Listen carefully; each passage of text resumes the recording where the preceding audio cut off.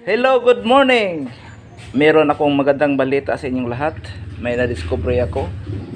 Dahil sa ngayon guys, dahil sa unli rice, joke lang, ay maraming nagkaka-diabetes.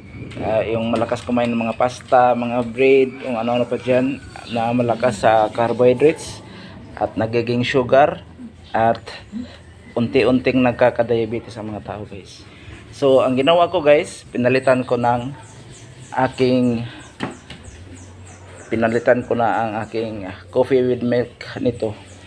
So ano to guys, alamin natin guys. Sandali lang guys yan. Ito ang ingredients guys. Alam niyo ba yan? Yan ang tanglad. In English, lemongrass. Huwag kang maingay. Ito guys. Pangalawa, malunggay. Yan ang pangalawa kong ingredients. Marami dito guys sa bakuran namin. So malunggay. At ito guys, garlic. Sa Tagalog, ahos or anong ibang pangalan nito sa ibang bansa hindi natin alam.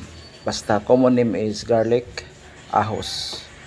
So dalawang cloves lang ng ahos o dalawang lisok ng ahos ang ihahalo mo sa mainit na tubig. So lagayin mo ng mga 5 minutes. Huwag masyadong malakas ang apoy para hindi kagad masisira yung chemical components ng ating mga herbal guys.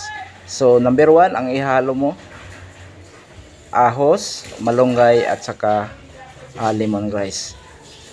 Ang lemongrass, yung tanglad, malakas din yan sa mga antioxidants, mga hypertension, at saka itong ahos din guys, maganda rin to sa hypertension at maganda rin sa may diabetes.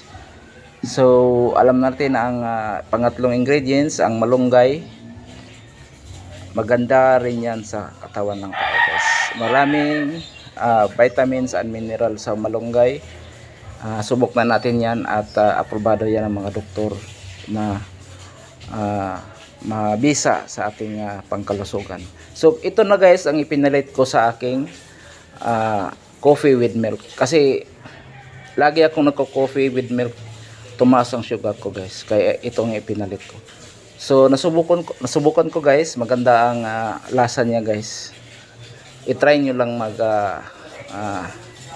luto ng malunggay, ahos at ano yung isa, tanglad. Yun ang pinaka best na healthy drinks. So yan lang guys ang may papayo ko sa inyo para sa ating katawan. Every morning or afternoon, walang problema guys.